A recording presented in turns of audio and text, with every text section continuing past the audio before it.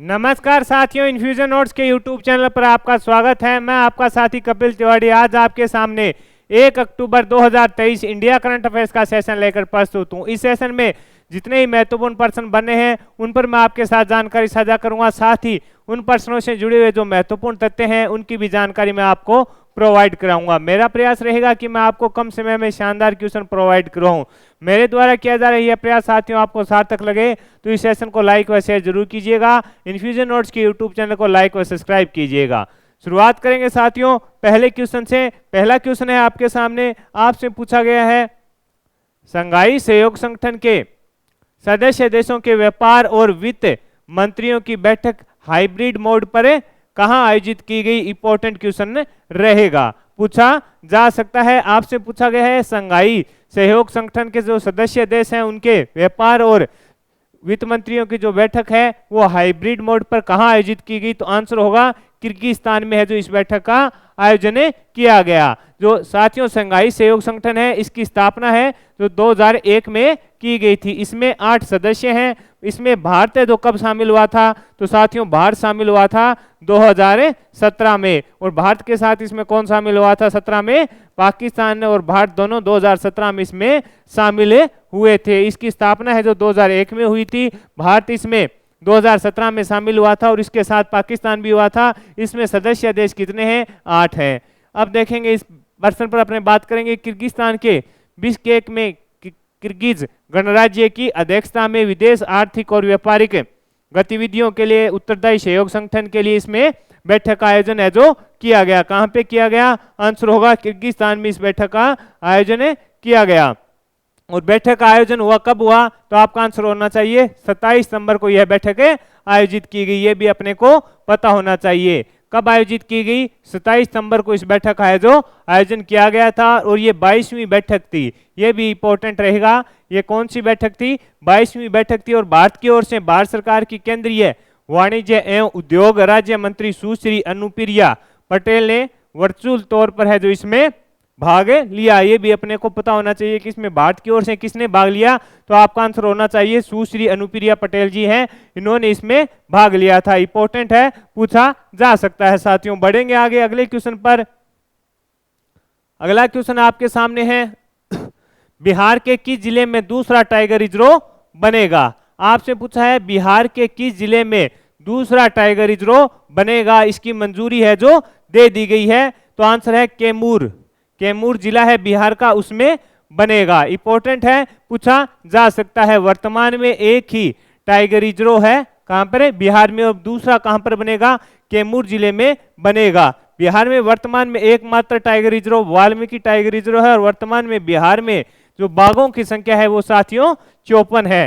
बिहार में एकमात्र tiger reserve है और उसका नाम क्या है, वाल्मीकि टाइगर रिजर्व है। और वर्तमान में बिहार में बाघों की संख्या 54 है, ये भी अपने को पता होना चाहिए। सबसे ज्यादा बाघ राजस्थान वो इंडिया में कहां पर है, तो आपका आंसर होना चाहिए मध्य प्रदेश में है। आगे बढ़ेंगे साथियों अगले क्वेश्चन पर बात करेंगे। अगला क्वेश्चन आपके सामने, देश के प्रथम कार्टोग्राफी संग्रहालय का उद्घाटन कहां हुआ। देश के प्रथम कार्टोग्राफी संग्रहालय का उद्घाटन है जो कहां हुआ, तो आंसर होगा मैसूरी में। इंपॉर्टेंट है, पूछा जा सकता है कहां हुआ, तो आपका आंसर होना चाहिए मैसूरी में है जो इसका उद्घाटन हुआ। उत्तराखंड के मैसूरी के सुरभ्य शहर में है जो इसका उद्घाटन पर्यटन मंत्री व सांस्कृतिक मंत्री सतपाल जी के द्वारा किया गया। और इसका नाम है जो जॉर्ज एवरेस्ट कार्टोग्राफी के ऊपर रखा गया। आपसे सीधा का सीधा पूछेगा देश के प्रथम कार्टोग्राफी संग्रहालय का उद्घाटन कहां हुआ, तो आपका आंसर होना चाहिए मैसूरी में हुआ। उत्तराखंड के मैसूरी के सुरभ्य शहर में इसका है जो उद्घाटन किया गया है। इंपॉर्टेंट है साथियों, पूछा जा सकता है। आगे बढ़ेंगे अगले क्वेश्चन पर बात करेंगे। अगला क्वेश्चन आपके सामने है, आपसे पूछा गया है टाइम्स हायर एजुकेशन द्वारा जारी वर्ल्ड यूनिवर्सिटी रैंकिंग 2024 में शीर्ष स्थान है जो किसे मिला है, तो ऑक्सफोर्ड यूनिवर्सिटी लंदन को मिला है। लिख लो, इंपॉर्टेंट रहेगा। आपसे पूछा गया है कि हाल ही में टाइम्स हायर एजुकेशन के द्वारा जारी वर्ल्ड यूनिवर्सिटी रैंकिंग 2024 में शीर्ष स्थान है जो किस यूनिवर्सिटी को मिला है, तो आंसर होगा ऑक्सफोर्ड यूनिवर्सिटी लंदन की है, उसे फर्स्ट स्थान मिला है। इसमें 108 देश और रीजन के 1904 यूनिवर्सिटी इसमें शामिल थे। और अपना जो भारत की बात करें तो भारत की ओर से IISc बेंगलोर ने 2017 के बाद 250 यूनिवर्सिटी की लिस्ट में अपना स्थान है जो हासिल किया। अगले क्वेश्चन पर बढ़ेंगे साथियों। अगला क्वेश्चन इंपॉर्टेंट है।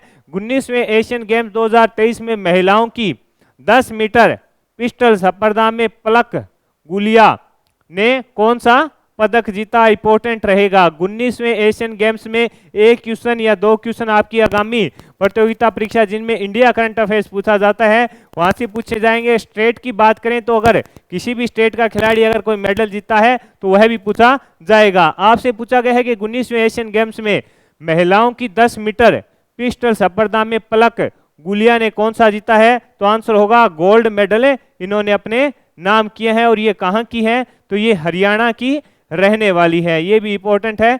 कहाँ की है? ये हरियाणा की रहने वाली है। चीन में 19वें एशियन गेम्स का आयोजन हो रहा है। और इसके जो अपना भारत का ध्वजावाहक कौन था वो आपको कमेंट करना है। यानी उद्घाटन समारोह में जो भारतीय दल था उसका ध्वजावाहक कौन थे वो आपको कमेंट बॉक्स में आंसर देना है।